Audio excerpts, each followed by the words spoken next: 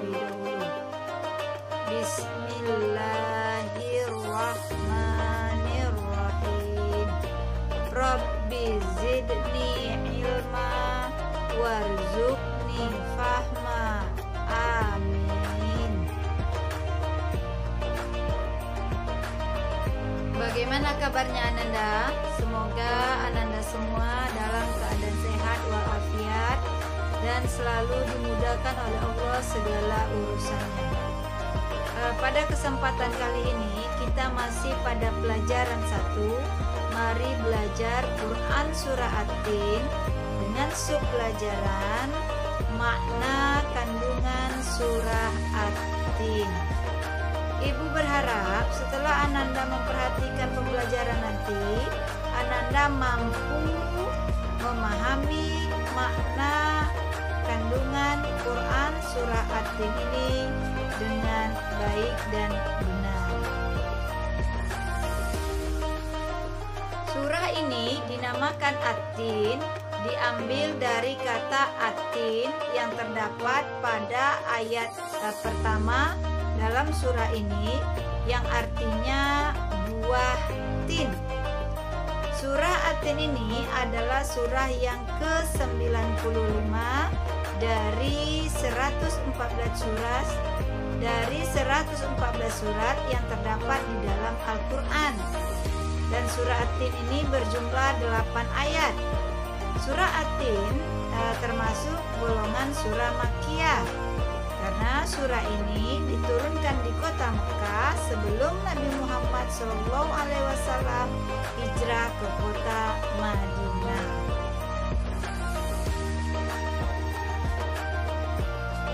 Sebelum masuk kepada penjelasan makna kandungan surah At-Tin ini, mari kita perhatikan dulu ayat beserta arti surah At-Tin ini ayat demi ayat dari ayat pertama sampai kepada ayat 8. Bismillahirrahmanirrahim. Dengan menyebut nama Allah yang Maha Pengasih lagi Maha Penyayang. Wattini wazzaitun. Demi buah tin dan buah zaitun. Waturi sinin. Dan demi gunung Sinai. Wahadzal baladil amin. Dan demi negeri yang aman ini. Laqad khalaqnal insana fi ahsani taqwim. Sesungguhnya kami telah menciptakan manusia dalam bentuk yang sebaik-baiknya. Tsumma radadnahu asfala safilin. Kemudian kami mengembalikannya ke tingkat yang serendah-rendahnya. Illalladzina amanu wa 'amilus solihati falahum ajrun ghairu mamnun. Kecuali orang-orang yang beriman dan mengerjakan amal soleh, maka baginya pahala yang tiada putus-putusnya. Fama yukadzibuka ba'du biddin. Maka apakah yang membuatmu mendustakan hari pembalasan sesudah itu? Alaisallahu biahkamil hakimin. Bukankah Allah Subhanahu wa Ta'ala adalah hakim yang paling adil? Shadaqallahul azim. Baiklah, setelah memperhatikan arti ayat surah At-Tin demi ayat tadi dari ayat pertama sampai ayat ke-8, sekarang mari perhatikan penjelasan makna kandungan yang terdapat di dalam Quran surah At-Tin ini.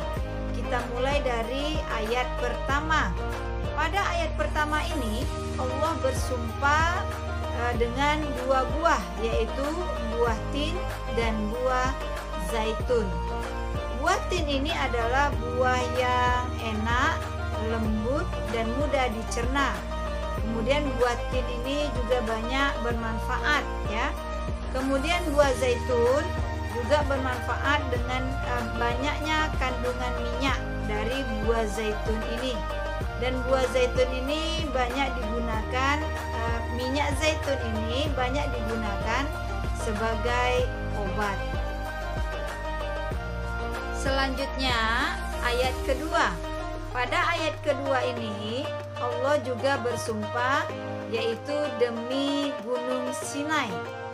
Gunung Sinai ini biasa juga disebut dengan Jabal Musa, karena di tempat inilah Nabi Musa alaihissalam menerima wahyu pertama dari Allah Subhanahu wa Ta'ala. Di Gunung Sinai ini Rasulullah Shallallahu Alaihi Wasallam juga pernah singgah ketika peristiwa Isra Mi'raj. Rasulullah SAW di tempat ini melaksanakan sholat sunat sebagai penghormatan terhadap kesucian Gunung Sinai ini. Pada ayat ketiga surah At-Tin ini menjelaskan tentang kota yang aman, yaitu kota Mekah. Ada yang menyebutnya dengan sebutan Mekah Al-Mukarramah. Di kota Mekah ini disebut kota aman karena barang siapa yang masuk ke kota Mekah ini maka dia akan aman. Di kota Mekah ini terdapat Ka'bah. Ka'bah ini adalah kiblat umat Islam. Kalau kita sholat maka kita akan menghadap ke kiblat. Kemudian di Ka'bah ini juga umat Islam melaksanakan haji, yaitu dengan mengelilingi Ka'bah yang disebut dengan tawaf. Selanjutnya ayat keempat. Pada ayat keempat ini menjelaskan bahwa Allah menjadikan manusia dengan sebaik-baiknya bentuk. Allah juga memberi manusia berupa akal, jasmani, rohani, dan nafsu. Untuk itu manusia harus menjaga keseimbangan yang dimilikinya agar menjadi mulia. Berbeda dengan hewan, hewan hanya diberi oleh Allah jasmani dan nafsu. Apabila manusia memperturutkan nafsunya saja, maka akan turun derajatnya seperti hewan. Allah memberikan akal kepada manusia agar manusia bisa membedakan antara yang benar dan yang buruk atau yang salah. Pada ayat kelima menjelaskan bahwa Allah menjadikan manusia sebagai makhluk yang sempurna. Namun apabila manusia keluar dari aturan yang sudah Allah tetapkan, maka manusia akan menjadi makhluk yang hina. Untuk hal tersebut Allah sudah menyiapkan neraka, tempat bagi orang-orang yang hina, yaitu orang-orang yang keluar dari aturan Allah Subhanahu wa Ta'ala. Ayat ke-6 menjelaskan orang yang tidak hina itu adalah orang yang beriman dan mengerjakan amal soleh. Maka orang tersebut akan selamat dunia maupun akhirat. Sedangkan ayat ke-7 dijelaskan Allah mengingatkan bahwasanya nanti di akhirat ada hari pembalasan. Maka akan dibalas semua perbuatan manusia sekecil apapun dengan seadil-adilnya. Maka untuk hal tersebut manusia harus mempercayainya. Sedangkan ayat ke-8 menjelaskan Allah adalah Maha mengetahui. Sekecil apapun perbuatan manusia akan diketahui oleh Allah dan akan dibalas sesuai dengan yang dilakukan oleh manusia tersebut.